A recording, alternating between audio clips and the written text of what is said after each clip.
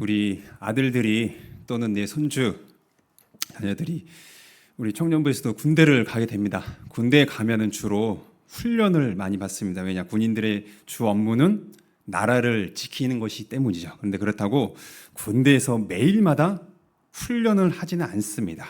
그러면 훈련을 하지 않을 때는 무엇을 할까요? 작업을 합니다. 부대마다 어떤 작업을 하냐, 이 차이는 조금 있을 거예요. 근데 보편적으로 보면은 겨울에는 눈이 왔을 때 제설 작업을 하고, 여름에는요 제초 작업을 합니다. 제초 작업을 하신 분들, 또는 우리 지금 신설동 예배당에는 없지만 한남동에 화단이 있었습니다. 보면은 아름다운 꽃도 있지만은 그에 못지않게 잡초들도 굉장히 많잖아요. 그런데 놀라운 것은 이 잡초들은 제거해도 어느 순간 며칠 지나고 나면은 다시 자라나게 되는 신기한 일들이 있습니다. 그런 것을 볼 때마다 이 잡초가 얼마나 생명력이 끈질긴지를 저는, 또는 우리 여러분들께서는 확인을 해보신 적이 있을 겁니다. 그러나 지금 이 시간에 우리가 이미 받았고 말씀을 읽고 지금 듣고자 하는 복음의 생명력이 어떠한지를, 제가 단적인 예를 들어 잡초의 생명력을 말씀드렸지만은 이 잡초보다 더욱더 강하고 영원한 생명력을 가진 우리임을 다시 한번 이 시간에 상기하기를 소망합니다. 복음의 생명력, 우리는 이미 복음을 들었습니다. 우리에게 복음이 무엇입니까? 내 옆에 있는 사람들, 또는 직장이나 가정, 믿지 않는 사람들이 있습니다. 그들이 너 왜 교회를 다니고 있어? 네가 믿는 것이 무엇이야? 이것을 두 글자로 복음이 무엇이냐고 다르게 질문을 할 수 있습니다.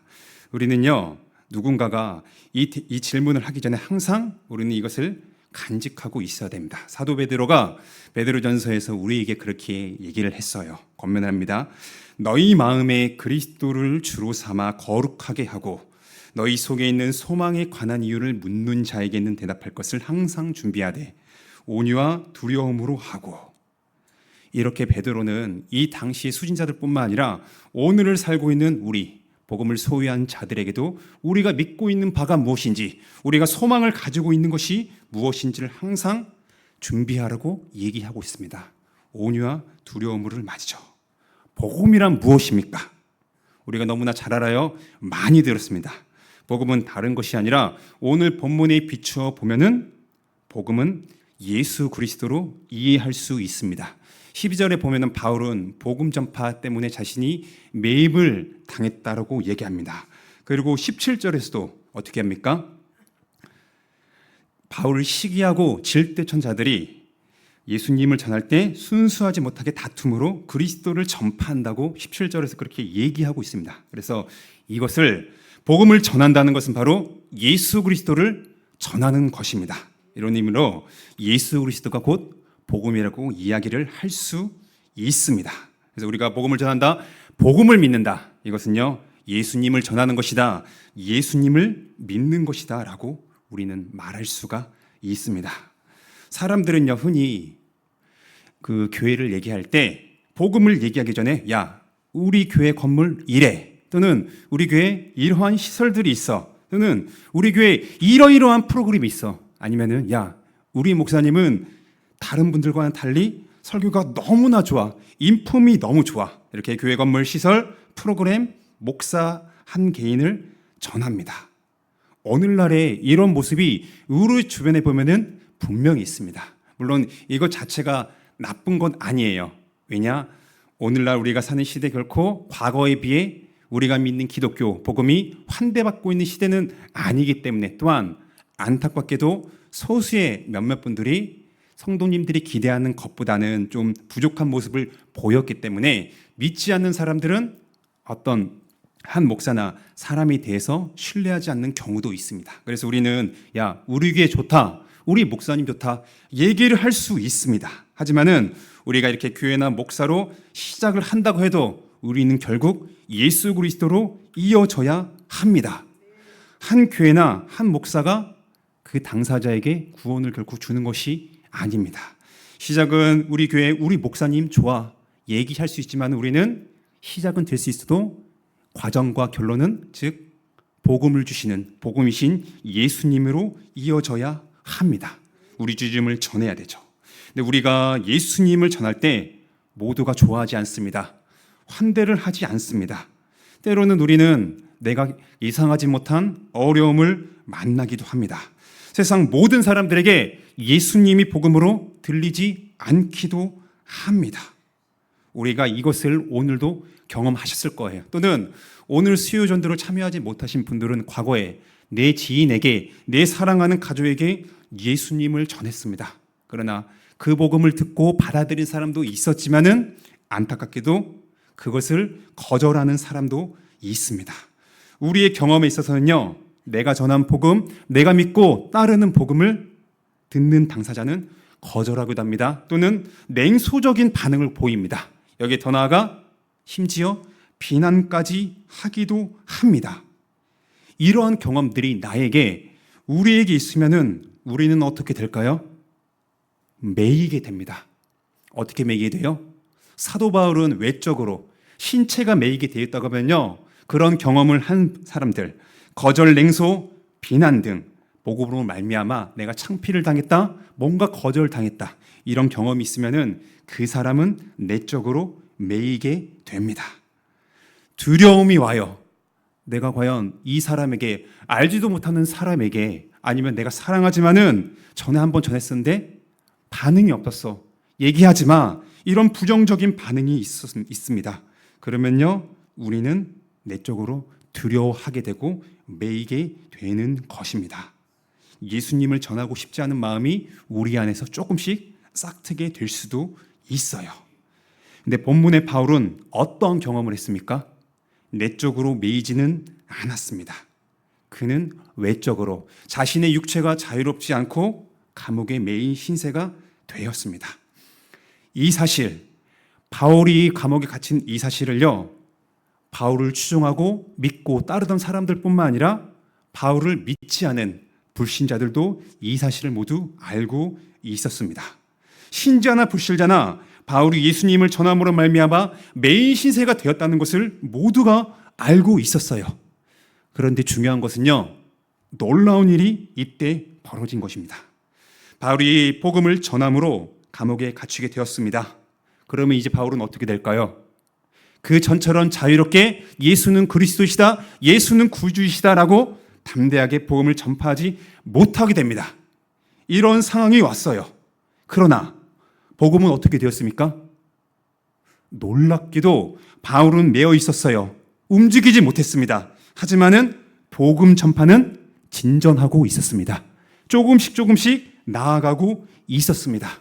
사도 바울이 빌립보서를 통해서 오늘 우리에게 다시 한번 이 사실을 얘기해주고 있었습니다.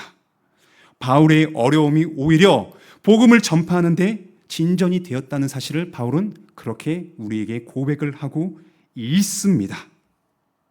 일반적으로 사람들의 생각은 이러할 거예요. 위대한 전도자인 바울, 신약 성경을 많이 쓴 바울, 이렇게 대단한 사람이 이제 갇혔기 때문에 야, 이제는 우리 끝났구나. 누가 이방인들에게 우리 주 예수님을 전할까? 그가 이제 갇혔는데 움직이질 못하는데 누가 우리 주님을 전하게 될까? 모든 것이 다 끝났다고 생각할지도 모릅니다. 우리가 사는 조직이 있습니다. 교회나 가정이나 직장 등등 공동체입니다. 크기가 작던 크던 간에. 근데 이 조직에 리더가 없으면 어떻게 될까요? 좋다고 생각할 수 있어요. 왜냐? 나를 괴롭히는 사람이 없으니까, 잔소리하는 사람이 없으니까, 내 마음에 들지 않는 리더가 이제 사라졌네 라고 좋아할지도 모릅니다. 순간 그렇게 감정을 느낄 수 있는데, 근데 우리가 경험적으로 잘 알다시피 한 조직에 리더는 분명히 필요합니다. 그가 내 기준에 부족할 수 있어요. 마음에 안 들 수도 있습니다. 생각이 다르기도 하고요. 그러나 리더가 없는 것보단 그래도 하나님의 질서는 어느 공동체든 간에 한 리더를 세워주십니다. 리더가 없으면은 그 조직은요, 어느 순간에 사라지게 됩니다. 와해가 됩니다. 그래서 사람들은 야, 예수를 전하던 이 예수쟁이 바울이 이제 잡혔으니까 이제 복음 전파는 끝났겠네.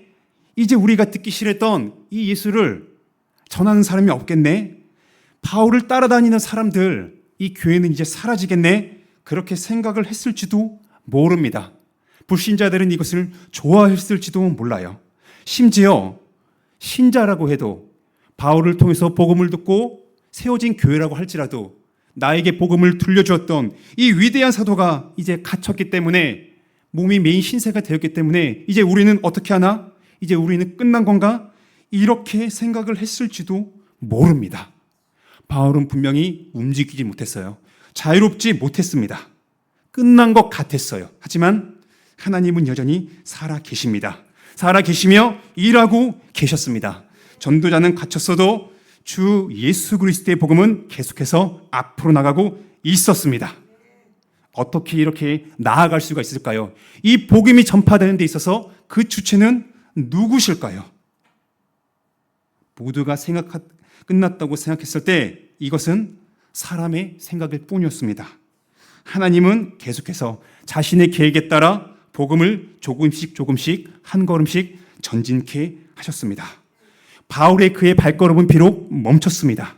전진하지 못했어요. 하지만 하나님의 복음은 예수 그리스도는 한 걸음씩 나아가고 있었습니다.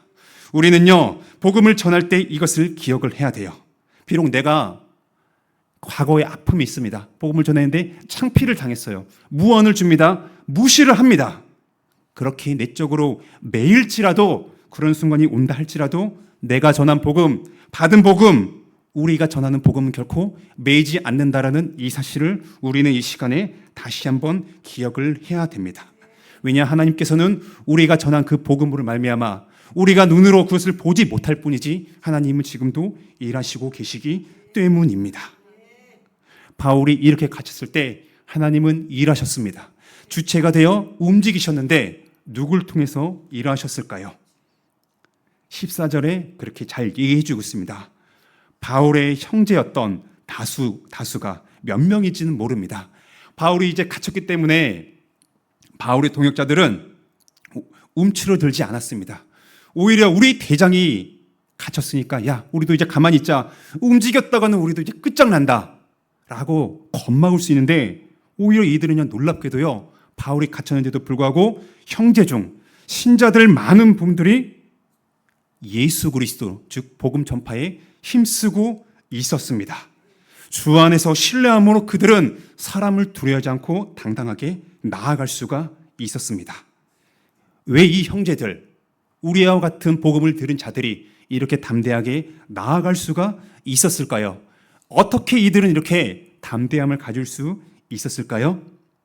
다른 것이 아닙니다. 사람의 용기나 담대만 어떤 복음을 전했을 때 내가 복음을 전하니까 이 사람이 이 복음을 받아들였다. 이 경험 때문이 아닙니다. 성령께서 그들 안에서 일하셨기 때문에 이것밖에는 설명이 되지가 않습니다. 그들도 사람이에요. 만약에 우리 지금 함께 교회를 세워나가고 있는 동료가 예수님을 오늘 전했어요.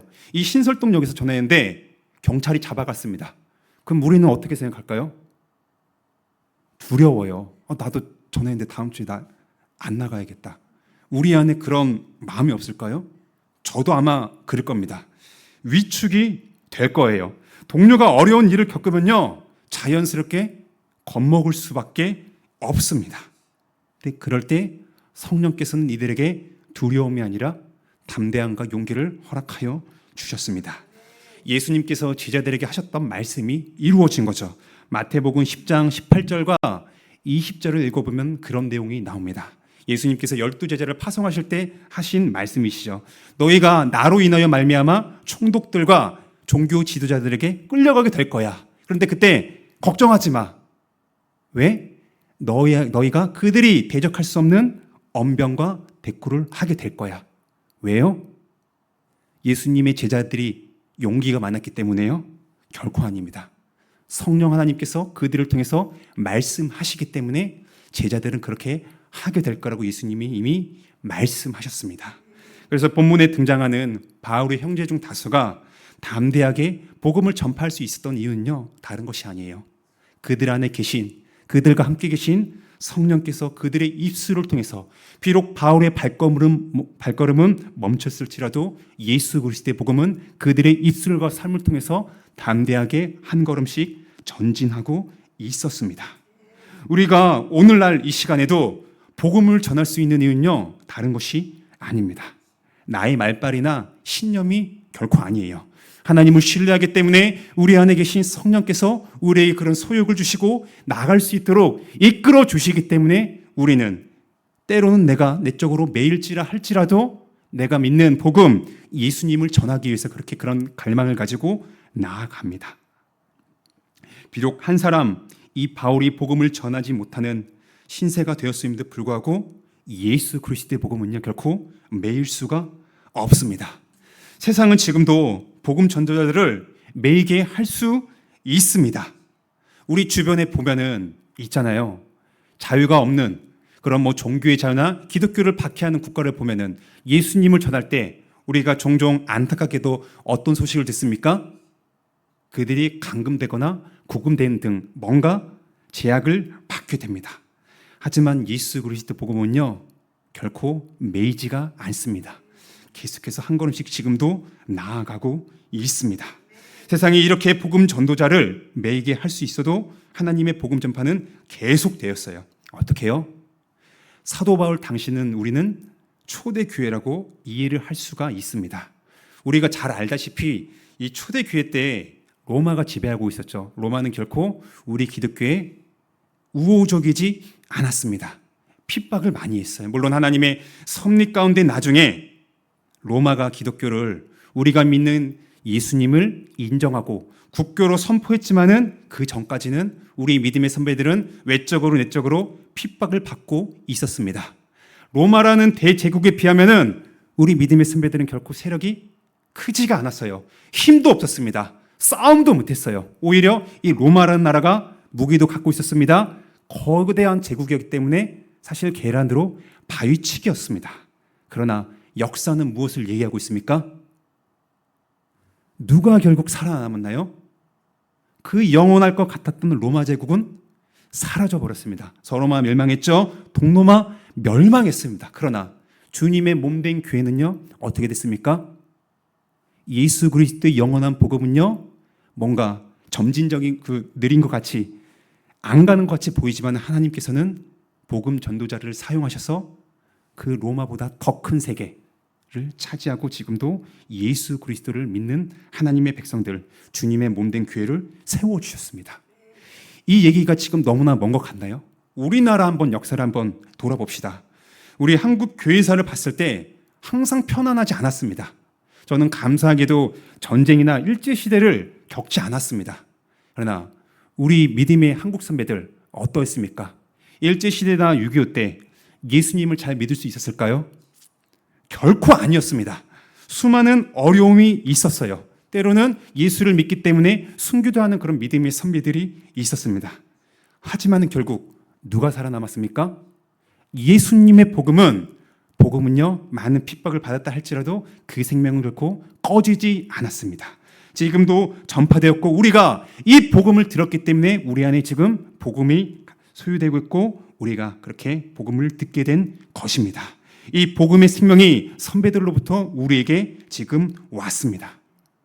오늘날 우리가 사는 현 시대도 반기독교적인 상황입니다. 예수님의 복음을 전하는 그런 상황에서도 우리 주 예수님의 복음을 전하는 자들이 여전히 있습니다. 어디에 있을까요? 이분들이 멀리 안 찾으셔도 돼요. 바로 우리입니다. 우리가 오늘 성경대학 끝나고 맛있는 점심을 먹고 어디 나갔습니까? 우리 주변에 비록 전도지지만은 그들과 직접 만나서 예수 그리스도의 복음을 길게 설명하진 못했습니다. 하지만요, 우리는 계속해서 3월부터 우리가 준비한 전도지를 가지고 하나님께서 우리를 통해서 일하실 것을 이 용두동 지역에서 소망하는 가운데 그렇게 나아가고 있습니다. 복음의 전파 생명력이 끝난 것이 아니라 우리는 이것을 미처 인지하지 못할 수도 있어요. 하지만 하나님께서는요, 누굴 도구로 사용하십니까? 어떤 믿음이 좋고 우리가 봤을 때 업적이 화려한 이분들을 통해서 복음을 전파하게 하시는 것이 아니라 구원받은 우리를 통해서 복음의 생명력이 있음을, 잡초보다 더 강하고 영원한 이 생명력을 우리를 통해서 그렇게 증거하고 있습니다. 우리가 그런 증인이에요. 증거자입니다. 하나님께서 우리를 통해서 일하시기 때문에 이 복음 전파의 주체는요, 사람이 아니라 바로 하나님이십니다. 복음을 전파하는 데 있어서 오늘 본문은요, 두 가지의 모습을 얘기하고 있습니다. 첫 번째는 사도 바울이 이 복음을 전할 때 좋은 뜻, 착한 동기를 가진 사람이 있었어요.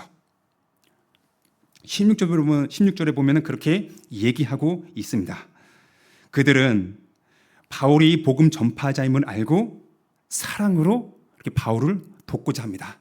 이제 우리의 선배였던 우리에게 복음을 전했던 바울이 복음을 전하지 못하는 신세가 됐으니까 우리가 여기서 가만히 있는 것이 아니라 바울이 전했던 우리가 받은 그 복음을 우리가 전해야겠다.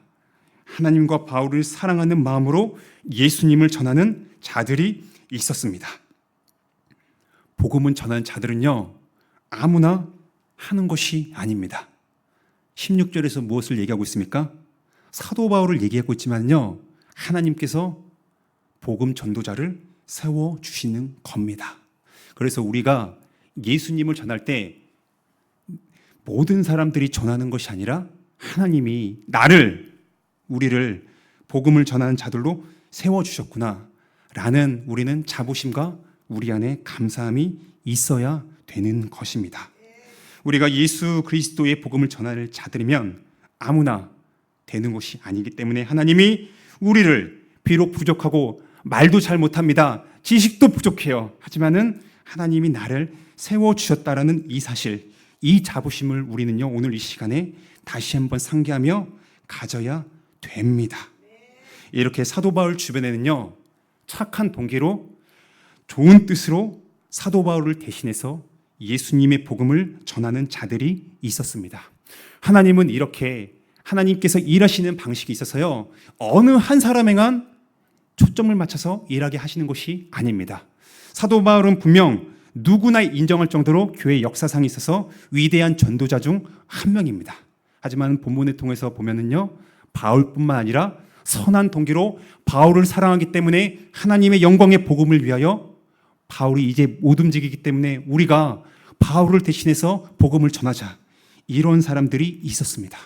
하나님의 바울에게 동역자들을 붙여주시는 것입니다. 사람이 할 수 없는 일들을 하나님께서는 그렇게 형제들 다수에게 마음을 주심으로 말미암아 그들의 마음을 감동케 하시며 실행케 하실 수 있는 능력을 주심으로 형제들은 다수가 그렇게 담대하게 주 예수 그리스도를 전할 수가 있었던 것입니다. 그래서 하나님의 일은 멈추지 않습니다. 지금도 현재 진행형으로 나아가고 있습니다. 두 번째, 복음 전파에 있어서 다른 동기가 있었습니다. 어떤 동기예요? 나쁜 동기입니다. 좋은 뜻이 아니죠. 어떤 사람들이 있었습니까? 바울을 좋아하고 환대하고 사랑하는 사람들이 있었습니다.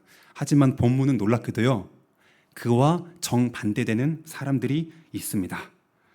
바울을 시기하고 질투하는 사람들이 있었어요. 그들이 어떤 것을 했습니까? 바울을 해코지한 게 아닙니다.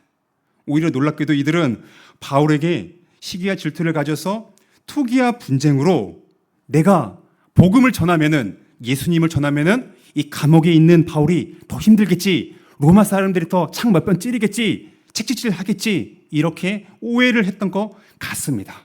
그래서 그들은요, 바울을 힘들게 할 생각으로 예수 그리스도를 전했습니다. 사도 바울은 이 모든 사실을 다 알고 있었어요. 그래서 빌립보 교회에게 이러한 편지를 쓴 것이죠. 하물며 하나님께서는 이 사실을 알고 계셨을까요? 모르고 계셨을까요? 물론 너무나 잘 알고 계셨습니다. 그런데 놀라운 일이 있습니다. 뭐가 놀랍습니까? 사도 바울을 질투하고 시기해가지고 예수님을 전했던 이 자들, 이들이 전했던 복음을 통해서 하나님은 이 나쁜 동기조차 하나님의 뜻을 이루시는 데 있어서 그들을 사용하신 것입니다.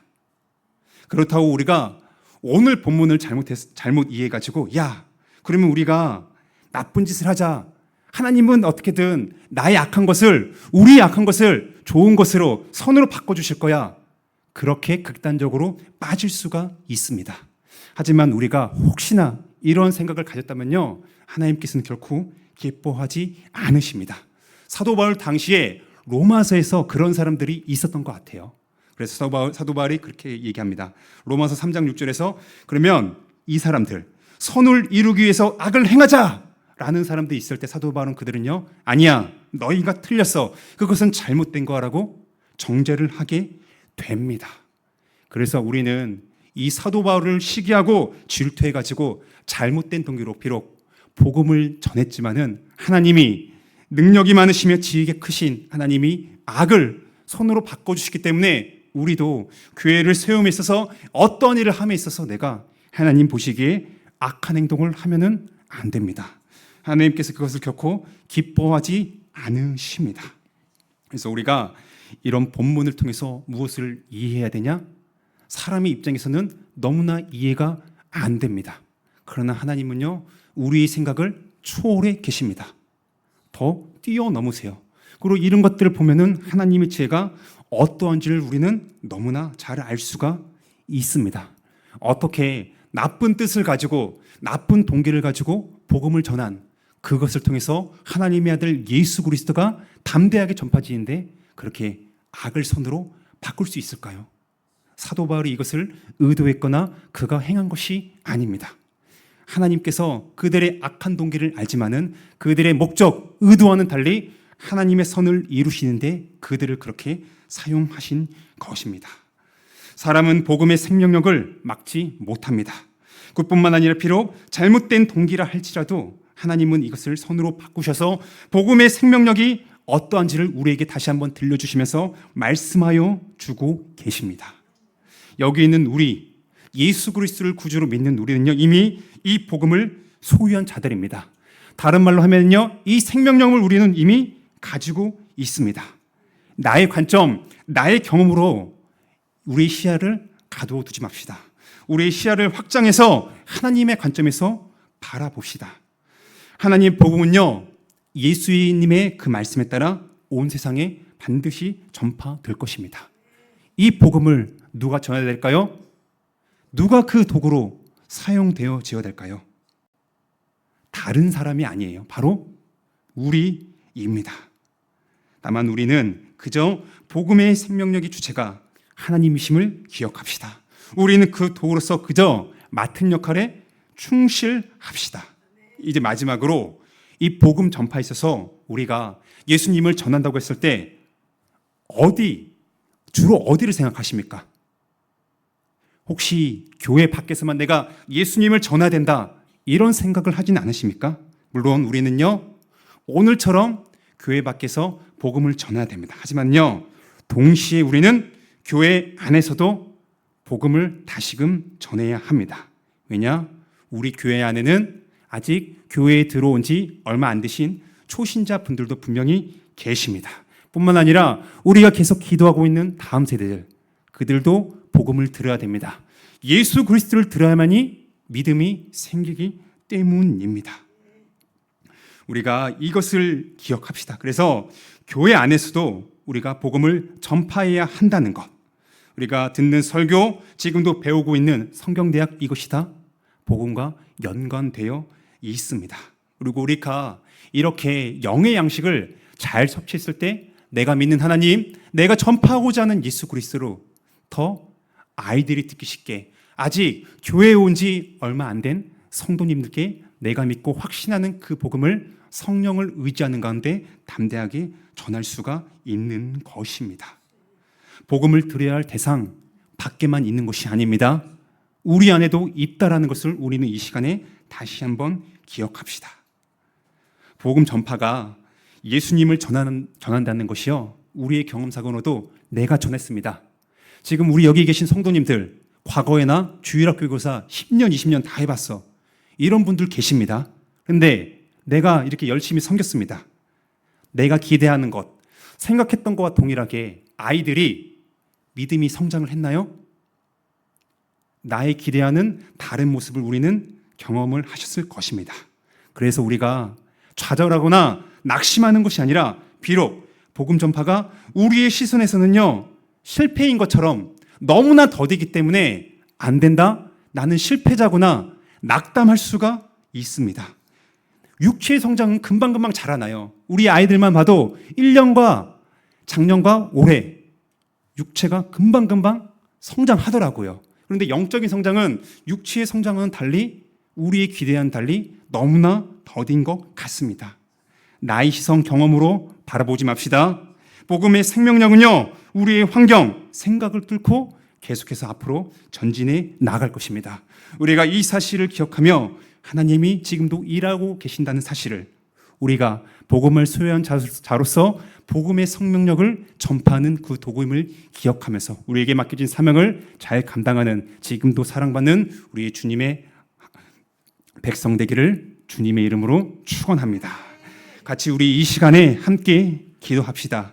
그동안은 나의 경험, 내가 주님을 전했을 때 실패한 경험이 있습니다. 사람들의 냉소적인 반응, 비웃음, 거절, 여러 가지 일들이 있기 때문에 우리는 낙심될 수가 있습니다. 하지만은요, 사도 바울이 그렇게 고백하고 우리에게 다시금 편지를 통해서 말씀해 주신 것처럼요, 비록 우리가 내적으로 매이고 외적으로 갇힌 것처럼 보일지라도 예수 그리스도 하나님의 아들 그 생명의 복음은요, 결코 막을 수가 없습니다. 그 살아있는 생명은 참초보다 더 강하고 영원하기 때문에, 하나님의 생명이기 때문에, 죽음에서 부활하신 그 예수 그리스도의 생명이기 때문에 영원합니다. 우리가 이 사실을 기억하면서 과거에 아니면 현재 내가 어떠한 일들로 인해서 복음 전파에 망설여진다든지 이런 기대가 없다고 하면 하나님께 정직하게 나아가 아뢰시다, 회개합시다. 그리고 내가 아니라 우리 안에서 일하시는 하나님을 바라보며 신뢰하며 구합시다. 복음 전파는 교회 밖이 아니라 우리 안에서도, 교회 안에서도 사랑하는 아이들, 초신자들에게 나를 통해서, 우리의 입술을 통해서 주 예수 그리스도가 전해져진다는 사실을 우리를 통해서 열매 맺기를 소망하면서 함께 이 시간에 우리의 기도를 듣고 응답하실 하나님을 신뢰하며 나아가도록 합시다.